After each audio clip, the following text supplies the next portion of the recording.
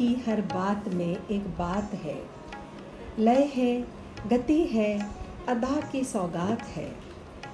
तुम नाम हो कि काम की दीवानगी हो, मैं हूँ आशिक, तुम मेरी दीवानगी हो। सोच है, नज़र है, कमाल फिक्र है, दिल की सब कहूँ तो कोई बात बने। मिले जो राह बर इनायत खुदा की, रह गुज़र अपनी हमने तलाश की। जो मालूम है दुनिया को अच्छा है, मिले भेद मुझको और अच्छा है। नमस्कार। इनके व्यक्तित्व में सादगी का आकर्षण है और कथक की परंपरा की प्रदीप्त उजास। अपनी कला के ज्योतिर्मय संसार में निरंतर साधनारत और मननशील रहते हुए कला जगत में अपनी विशिष्ट पहचान बनाने वाली शख्सियत हैं गुरु प्रेरणा श्रीमाली, जो आज की बातचीत में हमारे साथ उपस्थित हैं। नमस्कार चित्रा जी। प्रेरणा श्रीमाली कथक के समकालीन परिदृश्य में एक जुदा व्यक्तित्व है, प्रयोग और परंपरा का सेतु। वे लोक से आधुनिक कविता की यात्रा करती है। आवर्तन, विस्तार, विवृति आदि नृत्य संरचनाओं में इनके पते ठिकाने बरामद किए जा सकते हैं। उनके नृत्य में निजता का हस्ताक्षर है। कथक को लेकर उनके व्याख्यान और संवादों में उनका रचा एक कृतिक। वे मंच से लेकर फिल्म तक अपने मौलिक राग के साथ दिखती हैं। बीबीसी द्वारा निर्मित फिल्म द फार पवेलियन में उनके नृत्य कर्म के अवदान की अभिव्यक्ति है। उनका एक पक्ष फिल्म निर्देशन का है। दूरदर्शन के लिए उनकी फिल्म पथराई आंखों के सपने कलाओं के साथ अंतः संबंध का उदाहरण है। नृत्य क्षेत्र के लिए उनके दिए गए अवदानों के लिए उन्हें बहुत से राष्ट्रीय पुरस्कारों से सम्मानित किया गया है, जिनमें प्रमुख हैं राजस्थान संगीत नाटक अकेडमी द्वारा दिया गया सम्मान, रजा फाउंडेशन पुरस्कार एवं संगीत नाटक अकेडमी सम्मान। प्रेरणा जी, आपका स्वागत है। आपकी आभारी हूँ कि आपने मुझे इस अपनी सीरीज में बुलाया और इस बात के लिए भी आपको बधाई देना चाहती हूँ कि आप एक बहुत सार्थक सीरीज बना रही हैं, खासतौर से कथक नृत्यांगनाओं को और कथक नर्तक को लेकर, कथक विधा को लेकर ही कहना चाहिए एक तरह से। प्रेरणा जी, बहुत कम ऐसे लोग होते हैं जिनको अपनी शिक्षा के लिए शुरू से एक बहुत अच्छे गुरु का सानिध्य मिले। आप उन सौभाग्यशाली लोगों में से हैं जिन्हें शुरुआत से ही पंडित कुंदन लाल गंगानी जी जैसे महान विद्वान गुरुजन का सानिध्य मिला। तो आज मैं सबसे पहले तो हम लोग आपसे यही जानना चाहते हैं कि गुरुजी की जो एक शिक्षण पद्धति थी वो किस तरीके की थी, और दूसरा जो जयपुर घराने के जो अन्य विद्वान गुरुओं से उनकी एक ऐसा कौन सा कला का अलक्षित पहलू है जो कुंदन लाल गंगानी जी को अन्य गुरुओं से अलग करता है। आपने सवाल किया कि मेरे गुरुजी की शिक्षण पद्धति कैसे सबसे अलग थी और वो कैसी कौन सी विशेषताएं थी जो उन्हें सारे जयपुर घराने के गुरुओं से अलग करती थी। तो सबसे पहली बात तो मैं ये कह सकती हूँ कि मेरे गुरु स्वर्गीय श्री कुंदन लाल जी गंगानी, उन्होंने जयपुर घराने में लास्य को जोड़ा, और जो लास्य अंग कथक में और जो एक बहुत ही सुगढ़पन नजर आता है हस्तकों में, वो गुरुजी की बड़ी खासियत थी। और गुरुजी ने हमेशा ये चाहा कि नृत्य जो है वो पूरा हो, कि उसमें नृत्य और नृत्य दोनों पक्ष एक संतुलन चले। मतलब खाली व्याकरण ना हो, अभिनय भी उतना ही तरजीह पाता था जितना कि नृत्य पक्ष पाता था। तो क्योंकि उनका मानना था कि बिना दोनों का समन्वय बनाए, बिना संतुलन बनाए, ये बात पूरी हो ही नहीं सकती। और मैं थोड़ी सी आपको पीछे ले जाऊं कि मैं जयपुर में उनसे सीखती थी, मैंने बचपन से उनसे सीखा। और जब मैंने सीखा तो बाद में जब उसके ऊपर मैंने एनालिसिस किया और मुझे गवर्नमेंट ऑफ इंडिया से एक फेलोशिप मिला, जिसमें मैंने गुरुजी की शिक्षण पद्धति को एनालाइज करने की कोशिश की, तो मुझे समझ में आया कि वो बहुत ही साइंटिफिक तरीके से सिखाते थे। क्योंकि जब हम सीखते थे तो उनका एक इंस्ट्रक्शन होता था, हाथ बांध लीजिए, हाथ बांध के तत्कार करिए। अब हाथ बांध के तत्कार करते थे, और जब तत्कार करते थे तो वो कहते थे कि आप तत्कार कर रहे हैं, इस वक्त जितनी बात करनी है कर लीजिए, इसके बाद आप चू भी नहीं कर सकते, because he was very strict. वो बहुत ही डिसिप्लिन रहता था क्लास में। हम लोग आवाज नहीं कर सकते थे बिल्कुल, हम लोग कुछ लिख नहीं सकते थे, लिखना अलाउड नहीं था क्लास में। सो उन्होंने कहा कि ऐसे हाथ बंद है, तत्कार चल रही है, नगमा चल रहा है, तबला चल रहा है, आप अपनी जो बात करनी है करते रहिए। तो बाद में ये समझ में आया कि उससे ये हो रहा था कि हमारे सारे सेंसेस एक साथ वर्क कर रहे थे, कि हम पैर से काम चल रहा था, इधर से हम नगमा सुन रहे थे, उधर से हमें लय धीरे धीरे सीप इन हो रही थी, एक तरह से लय अंदर उतरती चली जा रही थी। और इसीलिए शायद मुझे ऐसा लगता है कि गुरु कुंदनलाल जी गंगानी के जितने शागिर्द हैं, उनमें आपको लय सबकी सुदृढ़ मिलेगी। क्योंकि लय तो खैर किसी की सगी नहीं होती, ऐसा कहा जाता है कि लय तो है या फिर नहीं है, और वो सिखाई भी नहीं जा सकती। पर गुरुजी जब सिखाते थे तो वो लय का एक अंदाज बताते थे, कैसे आप चलन करेंगे पैर का और कैसे उसका विस्तार करेंगे। कोई सिखा नहीं सकता उपज, पर उसे गाइड किया जा सकता है। तो गुरुजी जब सिखाते थे तो वो कुछ इस तरह की चीजें सामने आती थी। और हाथ खोल के नाचिए, हमेशा कहते थे हाथ खोल के नाच, अपने शरीर के हिसाब से नाच। दैट मीन्स क्योंकि सभी का शरीर, सभी की बॉडी यूनिक है, तो हम किसी को खाली फॉलो नहीं कर सकते। तो फॉलो करेंगे तो हमें अपने शरीर के डायमेंशंस को देखना है। ये गुरुजी की खास बात थी कि आप अपने शरीर के हिसाब से नाचिए। अगर आपका शरीर ज्यादा खुलता है, हाथ पूरा खोल के नाचिए। इस तरह से उनका एक तरीका बनता था, और इसी वजह से वो उन्हें बाकी सारे गुरुओं से अलग कर देता था। क्योंकि गुरुजी जिस तरह सिखाते थे, कभी खड़े होके बहुत कम सिखाते थे, हमेशा बैठे बैठे सिखाते थे। और बहुत ही रेयर ओकेजन्स मुझे याद है जब गुरुजी खड़े हो गए तो हम सोचते थे आज सूर्योदय किधर हुआ, कि गुरुजी खड़े हो गए और गुरुजी खड़े होकर सिखा रहे। तो ये जो सिखाना था उनका, और उसके बावजूद उन्होंने परफॉर्मर्स तैयार किए, ये अपने आप में अद्भुत बात है। उनके जितने आप अच्छी तरह परिचित हैं, और अब तो कथक समाज परिचित है कि गुरुजी के जितने शागिर्द हैं वो अपने आप में सभी अपने अपने तरीके से बेहतरीन नाचते हैं और नाचने की कोशिश करते हैं। तो ये गुरुजी की जो खास चीजें थी। इसके अलावा गुरुजी ने बहुत सारी ऐसी चीजें कथक के रेpertoire में, कथक का जितना समृद्ध कोश है उसके अंदर जोड़ी है।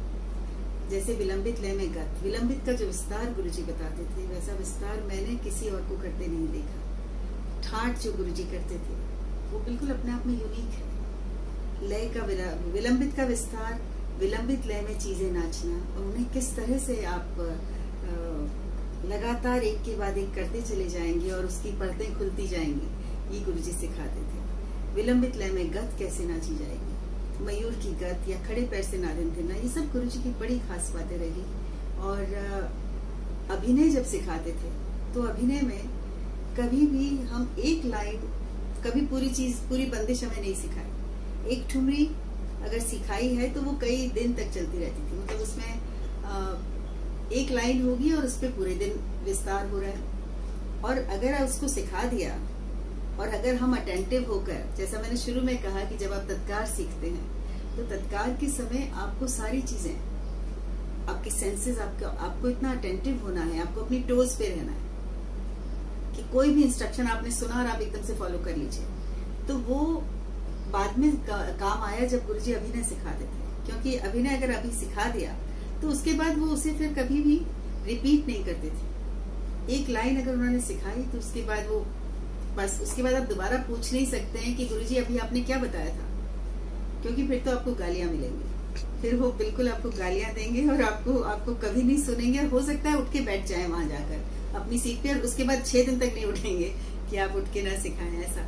तो इसलिए गुरुजी का ये बिल्कुल यूनिक, मुझे लगता है एक सबसे अलग उनका सिखाने का अंदाज रहा, और एक इतना विशाल हृदय गुरुजी का रहा कि उसमें कभी उन्होंने हमें इसके लिए, मुझे याद नहीं पड़ता कि कभी मना किया। हमें सबको देखना आना चाहिए, सभी को देखना चाहिए, सभी को देख, क्योंकि कहते थे दीक्षा शिक्षा परीक्षा, इस तरह से सीखना चाहिए। तो ये गुरुजी की कुछ शिक्षण पद्धति की चीजें थी जो मैंने आपसे शेयर की। प्रेरणा दी एकल से युगल और युगल से सामूहिक, और सामूहिक के बाद में कोरियोग्राफी का दर्शन मंच और फिल्मों में, खास तौर पे हम कथक को केंद्र में रखकर बात करें तो आपकी नजर में वो कितना उचित आप समझती है? चित्रा जी, जैसा आपने कहा, आपके सवाल के अनुसार कथक अपने आप में एक एकल नृत्य है, ये हम सभी जानते हैं। एक सोलो डांस फॉर्म है, कंप्लीटली सोलो डांस फॉर्म, और इसका विस्तार और इसकी जो खूबसूरती है वो भी एकल में ज्यादा नजर आती है। और मुझे लगता है कि जहाँ तक इसके डुएट का होना या इसके ग्रुप कॉम्पोजिशंस का होना, तो ये एक तरह का इसका एक्सटेंशन है। बेसिकली तो स्टाइल सोलो है, और जब सोलो स्टाइल है तो, क्योंकि सोलो जब आप करते हैं, जब आप एकल नृत्य करते हैं तो कॉम्प्लेक्सिटी पैदा होती है, तब चीजें थोड़ी कॉम्प्लेक्स हो जाती हैं। कैसे हो जाती हैं? क्योंकि जैसे मान लीजिए मैंने किसी थीम पे लेके काम करना शुरू किया, और उस थीम को मैंने ग्रुप में जब किया तो मेरे लिए बड़ा आसान होगा कि मैं एक अलग अलग कैरेक्टर्स बना लूंगी। तो जब जो ऑडियंस है, जो दर्शक श्रोता है, जो रसिक श्रोता है, उसको इमेजिन करने के लिए कुछ नहीं है, क्योंकि उसके सामने सब कुछ अवेलेबल है।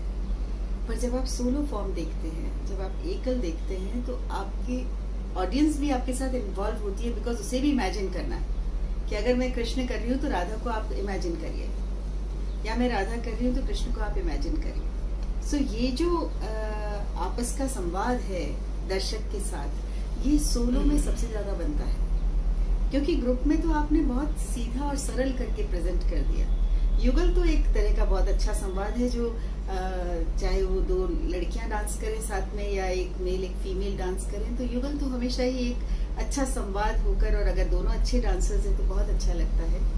और समूह भी अपने आप में बहुत, और हमारे कथक में बहुत सारे ऐसे बड़े बड़े कलाकार हुए हैं जिन्होंने, जैसे अगर कुमुदनी लाखिया जी का नाम लें हम, जिन्होंने सबसे पहले कोरियोग्राफी में इतना बड़ा काम किया। और तो कथक का जो नृत्य पक्ष है वो कोरियोग्राफी के लिए बहुत ही उचित है, बहुत ही सार्थक है। और क्योंकि उसके जितने बोल हैं, उन बोलों का अपना कोई मीनिंग नहीं है, और निरर्थक भी नहीं कहना चाहिए वो इस तरह के, क्योंकि सार्थक बोल हम अलग नाचते हैं और बाकी बोल हम अलग नाचते हैं। जैसे गजपरन वगैरह कहते हैं तो वो सार्थक हो जाता है, गणेश परन कहते हैं, जिसमें साथ में अर्थ जुड़ा हुआ है। पर जो बाकी जितना हमारा सिलेबस है, बाकी जितने बोल हैं, तोड़े टुकड़े परने इत्यादि, उनका अपना कोई मीनिंग नहीं है, इसलिए उसमें आप कोई भी अपना मीनिंग डाल सकते हैं, भर सकते हैं। और इसीलिए कथक सबसे ज्यादा दूसरी डांस फॉर्म्स के साथ, यहाँ तक कि विदेशी फॉर्म्स के साथ भी संवाद कर पाता है, क्योंकि उसकी अपनी वोकैबुलरी बहुत बड़ी है, उसका अपना शब्द साहित्य और शब्द सागर इतना विस्तार से है कि आप उसमें कुछ भी डाल सकते हैं।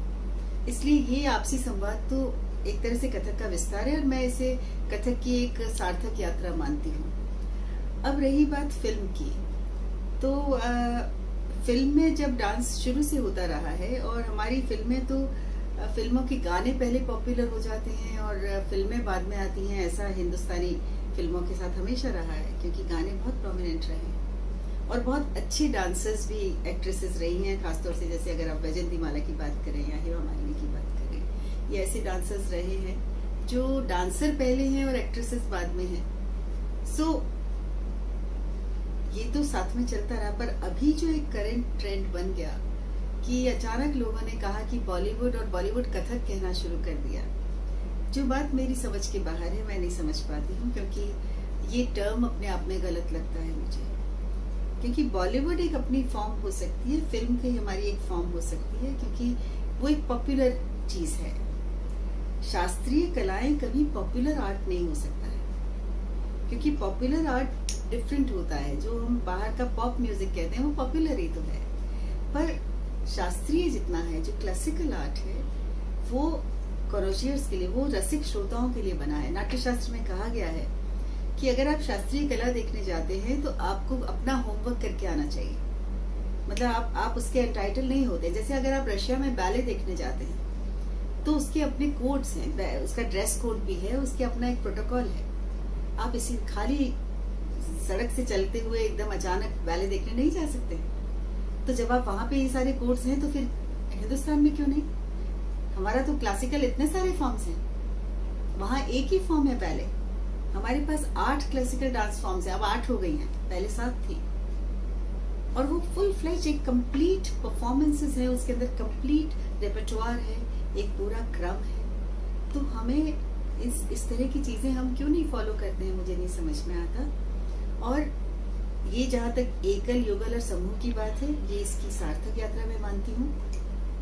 फिल्म का जहां तक बात है, वो एक पॉपुलर चीज है, पर अगर उसके साथ आप कथक को जोड़ देते हैं, जो कि आजकल मैं देख रही हूँ, मैं ज्यादातर नहीं जाती हूँ बहुत सोशल मीडिया पे, पर मैंने जब भी देखा है तो मुझे थोड़ा सा परेशान करता है कि आप उसे कथक ना कहें, आप उसे बॉलीवुड कहें, वो बेहतर होगा, ऐसा मुझे लगता है।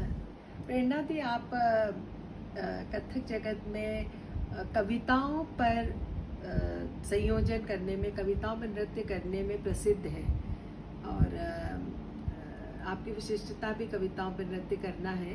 तो सबसे पहले तो हम जानना चाहेंगे कि आपकी काव्य अभिरुचि क्या है, और साथ में जब हम देखते हैं कि जैसे सूरदास और मीरा भक्त कवियों के जो छंद हैं और पद हैं, उनमें तो अपने आप में एक लय है, एक राग है। लेकिन आधुनिक कविताएं जब हम नृत्य में संयोजित करते हैं तो उसमें आपका एक दृष्टि क्या होती है और आपका दर्शन क्या होता है? नहीं, मैं प्रसिद्ध वगैरह तो क्या हूँ, पर हाँ, मुझे कविताओं पे काम करना अच्छा लगता है। और क्योंकि सच्चाई से कहूँ तो मैं शुरू से कवि बनना चाहती थी, और मुझे कविता लिखना बहुत आनंद आता था। मैं 8th क्लास से कविता लिखती थी, और मैं हमेशा जाकर छत पर बैठ जाती थी, और मुझे लगता था कि शाम होगी तो कविता अपने आप मेरे अंदर आने लगी, जो कि होता नहीं है। पर सो कविता से मेरा बहुत ही ऐसा एक लगाव हमेशा से रहा, और क्योंकि मेरे पिता भी कविता लिखते थे तो शायद इनहेरिट कर लिया होगा, मुझे नहीं मालूम। सो वो एक बात रही। और जब नृत्य सीखा तो वैसे तो देखा जाए तो सभी कलाएं अपने सर्वोत्कृष्ट रूप में जब आती हैं तो कविता हो जाती है, क्योंकि जब सबसे अच्छा कुछ होता है तो आप कहते हैं व्हाट अ पोएटिक रेंडिशन, क्योंकि वो जो पोएटिक आप कहते हैं वो काव्यात्मक जो है वो सबसे उत्कृष्ट माना जाता है। इसलिए कविताएं हमेशा मुझे अट्रैक्ट करती रही। और तो कविता करने में कुछ ये भी था कि शुरू में जो असाइनमेंट मिला मुझे, जब गुरुजी की मृत्यु हो गई और मेरा कोर्स खत्म हुआ 83 में, और 84 में गुरुजी की डेथ हो गई। सो अचानक सब चीजें सिर पर आ गई, और सब कुछ खुद करना था। ना तो इतनी एज थी, ना मैच्योरिटी थी, ना इतना एक्सपीरियंस था, तो सब कुछ खुद करना था। सबसे पहला जो असाइनमेंट मिला वो मिला कि कालिदास समारोह में नाचना है और कालिदास के काव्य पे काम करना है। मतलब अभी हिंदी काव्य तो देखा नहीं, संस्कृत सीधा मिल गया, और वो भी इतना क्लिष्ट और इतना मुश्किल काव्य कि कालिदास पे करना है, क्योंकि कालिदास समारोह उज्जैन में होता है और वहाँ सारे संस्कृत स्कॉलर्स आते हैं, और उसमें सिर्फ एक ही दिन होता है, एक ही संध्या है जिसमें नृत्य होता है। तो वो, और उसकी पहले की सारी कथाएं मेरे को सुना दी गई कि वहाँ पे कैसे कौन कौन कलाकार आए और कैसे उनको पसंद नहीं किया गया, क्योंकि उन्होंने संस्कृत काव्य को ढंग से ट्रीट नहीं किया। तो जब आपके ऊपर ऐसी एक आपदा आ जाए तो, पर ये कहते हैं ना ब्लेसिंग इन डिस्गाइज, उसने मेरे को इतना सिखाया, और इसीलिए और मेरा इस तरह झुकाव उधर बढ़ता चला गया। तो मैं कविताओं को लेकर बहुत पैशनेट भी हूँ और मुझे इन पे काम करना अच्छा लगता है। रही बात आपने पूछा कि मेरी अभिरुचि क्या है कविता की, तो वो मैंने आपसे शेयर की, क्योंकि मैं छंद से लेके, मुक्त छंद से लेके और आधुनिक सभी कविताएं, मैं अंग्रेजी की कविताएं भी पढ़ती हूँ। और मैंने एक फ्रेंच कविता पे भी काम किया था जब 95 में एक प्रोडक्शन था रीचिंग फॉर ईच अदर, जिसमें रजा साहब की पेंटिंग्स, अशोक वाजपेयी जी की कविताएं और नृत्य कथक मेरा। उसमें एक पीस मैं करती हूँ जो फ्रेंच कविता पे है, जो ई बॉनफुआ की लिखी हुई है। बंगला कविता पे भी किया है, रविन्द्रनाथ टैगोर की कविता पे भी काम किया। हिंदी के काव्य पे तो किया ही है। और कविता की मेरी अभिरुचि ये है कि मैं अब इतने साल हो गए पढ़ते पढ़ते कि जब किताब हाथ में लेती हूँ तो मेरी नजर अचानक पड़ती है और वो कुछ अच्छी कविता ही होती है। तो ऐसा मुझे लगता है कि वो अचानक मेरे सामने कविताएं आती हैं। और भक्ति काव्य पढ़ा और रीति काव्य पढ़ा, और क्योंकि कथक के लिए सबसे माफिक यही काव्य है। और जैसा आपने कहा कि सूर और मीरा के अंदर एक अपनी लयबद्धता है, सांगीतिक है, तो उन पे नृत्य करना आसान होता है। पर आधुनिक कविता जब आप करते हैं तो वो एक चैलेंज आ जाता है, क्योंकि उसमें कविता की अपनी रिदम तो है, पर उसे आप संगीत में कैसे बांधेंगे, उसे म्यूजिक कैसे देंगे, उसको म्यूजिकली आप कैसे कंपोज करेंगे कि उसके शब्दों के अर्थ आपको वही हो जो कविता कह रही है। तो ये बात एक चैलेंज के रूप में सामने आती है कि क्योंकि छंदबद्ध कविता में आपको रिदम अपने आप मिल जाती है। जैसे कि हमारे बहुत सारी मैंने कविताएं ऐसी भी चुनी जिन्हें मैंने कवित्व के रूप में भी इस्तेमाल किया। कवि देव की एक कविता है, उसमें झहरी झहरी झीनी बूंदनी परती मानो, इस तरह से वो कविता चलती है। और एक तरह से राधा का दिवा स्वप्न है।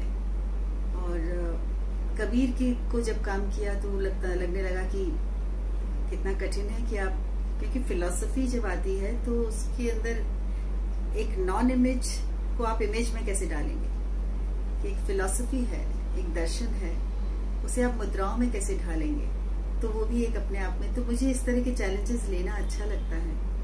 और मुझे लगता है कि कविता जब की जाए तो ऐसी कविता चुनी जानी चाहिए जिसमें आपके पास कहने के लिए बहुत जगह हो, क्योंकि कविता अपने आप में कुछ कह रही है। इसलिए कहते हैं कि जब वर्ड्स के बीच की जो साइलेंसेस हैं, वहां आप अपने डांस को या अपने किसी फॉर्म को रख सकते हैं, क्योंकि वर्ड्स तो अपने आप में कह ही रहे हैं। तो आपके नृत्य फिर उसके अंदर क्या कर रहा है। तो मुझे लगता है कि जब आप किसी कविता पे काम करें तो उस कविता को भी समृद्ध करें और आपका नृत्य भी समृद्ध हो, कुछ ऐसी कोशिश होनी चाहिए। आप कथक की जयपुर परंपरा की एक प्रतिष्ठित नर्तकी भी हैं और अब गुरु पद पर हैं, बहुत से शिष्य शिष्याओं को आप तैयार कर रही हैं।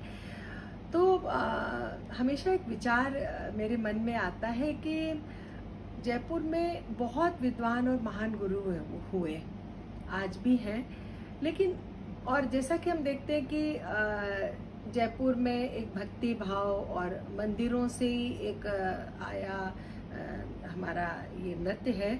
तो लेकिन इसमें जो परंपरागत हमारे गुरु हैं, उनके घर की लड़कियों और स्त्रियों का कभी भी जिक्र इस नृत्य क्षेत्र में नहीं आता। तो उसका क्या कारण हो सकता है? ये सवाल तो मैं पता नहीं क्या आंसर दूं इसका, क्योंकि मैं खुद जयपुर घराने से संबंध रखती हूँ और जयपुर की रहने वाली भी हूँ। जयपुर घराने को मैंने बचपन से देखा है। और ये आप बिल्कुल सही कह रही हैं कि जयपुर घराने के गुरुजन अपनी घर की लड़कियों को नृत्य नहीं सिखाते। इसके पीछे क्या वजह है पुख्ता तो मुझे नहीं मालूम है, क्योंकि हमारे गुरुजी ने भी उनकी एक ही बेटी है और उसको नृत्य नहीं सिखाया।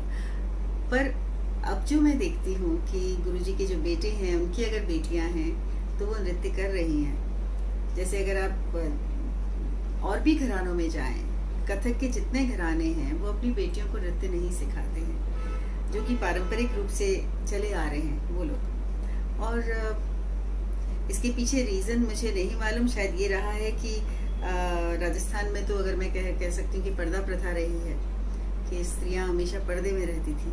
आज भी हमारे गुरुजी के घर की स्त्रियां जितनी हैं वो सब घूंघट निकालती हैं और वो घूंघट में बात करती हैं।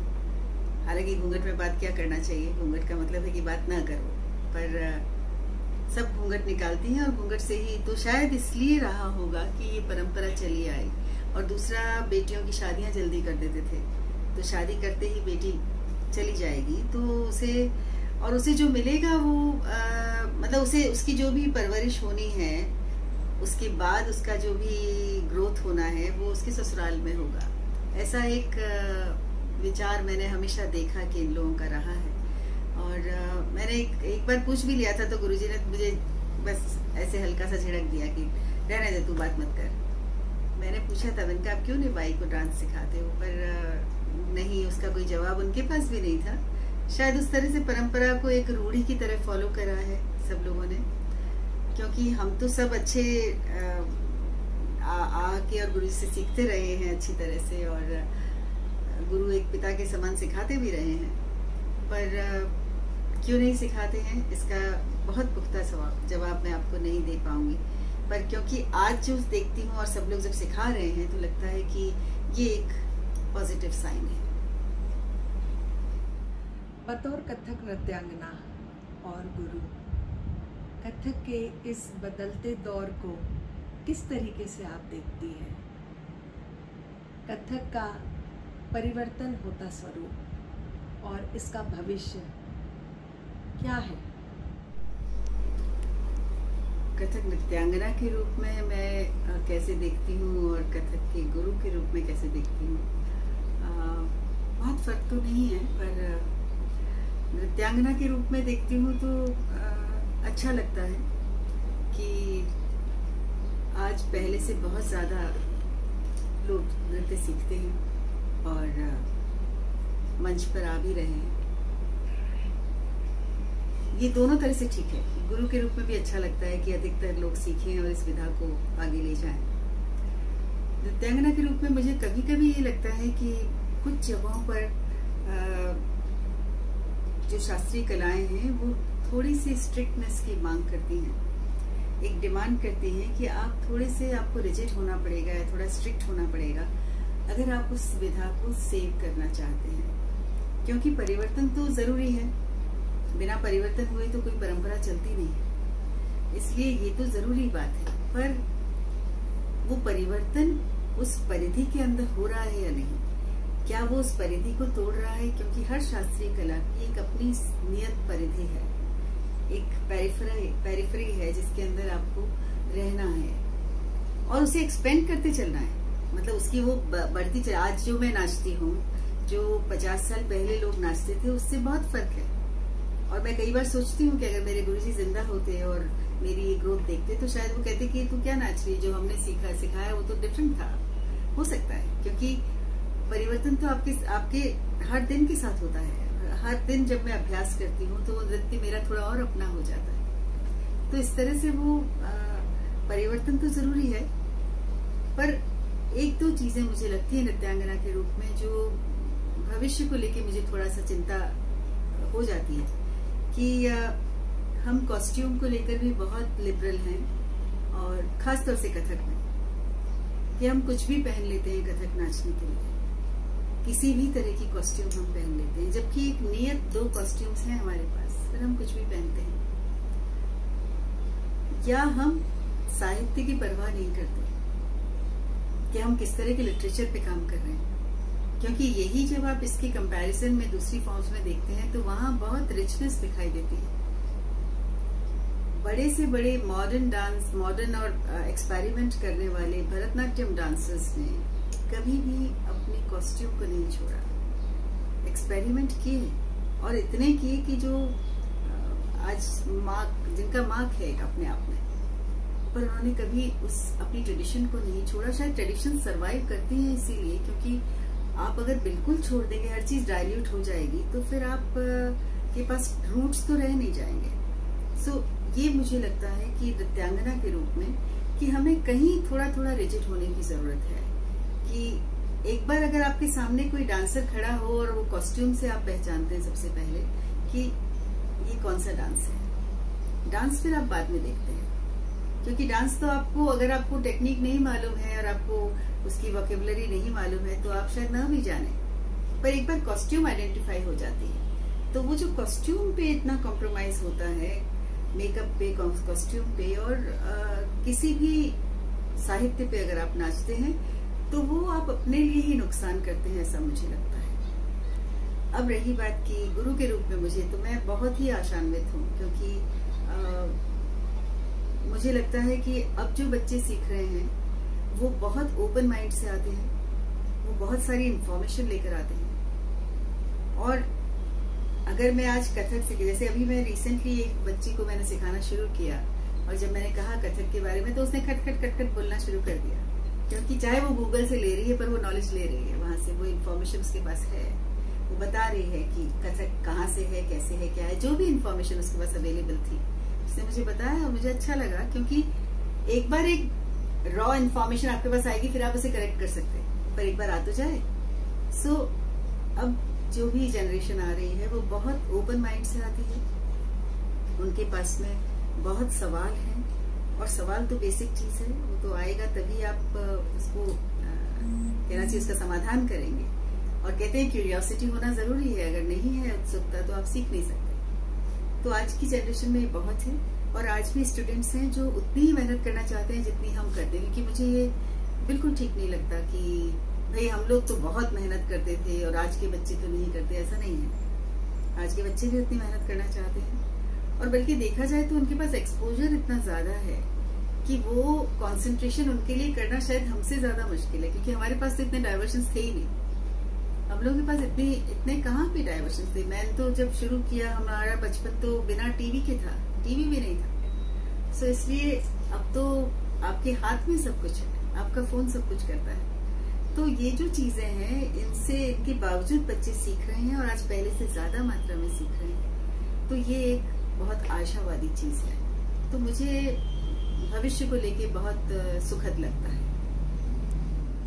इतने लंबे सफर के बाद कथक के लिए आपका कोई स्वप्न? कथक के लिए स्वप्न तो बिल्कुल है, और स्वप्न की तरह ही कथक मैंने सीख लिया और मैं नृत्यांगना बन गई, क्योंकि नृत्यांगना बनने का तो कभी पहले सोचा नहीं था। ये तो बस समय गुजरता गया और मैं बनती चली गई, ऐसा ही हुआ शायद। कथक के लिए स्वप्न मेरा एक सबसे बड़ा ये है कि कथक को देखने का और समझने का लोगों का और रसिक वर्ग का दृष्टिकोण बदले, क्योंकि कथक को केवल तेजी, तैयारी और चक्कर तक न सीमित करके उसकी जो समृद्धि है उसको देखने की कोशिश हो, और वो दिखाने की भी कोशिश हो अधिक से अधिक, क्योंकि हम इतना तेजी की तरफ चलते चले जाते हैं, क्योंकि संभव है कथक में स्पीड की तो लिमिट ही नहीं है, और वो स्किल है और वो सब में होती है और होनी चाहिए, उसकी जरूरत है। पर उसके साथ में कंटेंट क्या है, उसके साथ में आप क्या दे रहे हैं, और आप क्या दर्शक को विचार भी दे रहे हैं, क्योंकि किसी भी कला का धर्म है कि वो दर्शक या रसिक वर्ग को एक विचार भी दे, कोई थॉट प्रोवोकिंग चीज होनी चाहिए। और इसलिए मुझे लगता है कि डांसर्स को भी थिंकिंग डांसर बनने की जरूरत है, इसलिए कि जो आपको मिला है परंपरा से, जो तोड़े टुकड़े मिले हैं, जो कवित्व मिले हैं, जो ठुमरियां मिली हैं, वो काफी नहीं है, उसमें और जोड़ते चलना चाहिए, क्योंकि कथक का उपजंग इतना इम्पोर्टेंट है। उस उपजंग के बिना आप प्रोफेशनल बन ही नहीं सकते। केवल कथक ऐसा डांस फॉर्म है जिसमें डांसर खुद आकर अपने बोल बनाता भी है और बोल पढ़ता भी है, और किसी डांस फॉर्म में ऐसा नहीं होता है। कथक का डांसर जब सीखता है, और सीखने के कुछ 2-3 साल के बाद में ही बच्चे अपना बोल बनाने लग जाते हैं, और ये जो बोल बनते हैं यही समृद्धि क्रिएट करते चलते जाते हैं। पर इसके साथ साथ बोलों के अतिरिक्त साहित्य की तरफ भी आपकी नजर हो, और आप जब साहित्य का इस्तेमाल करें तो वो एक समृद्ध साहित्य हो, क्योंकि कथक अपने आप में एक उत्कृष्ट कला है। तो जो उत्कृष्ट कला है उसको उत्कृष्ट साहित्य का भी इस्तेमाल करना चाहिए।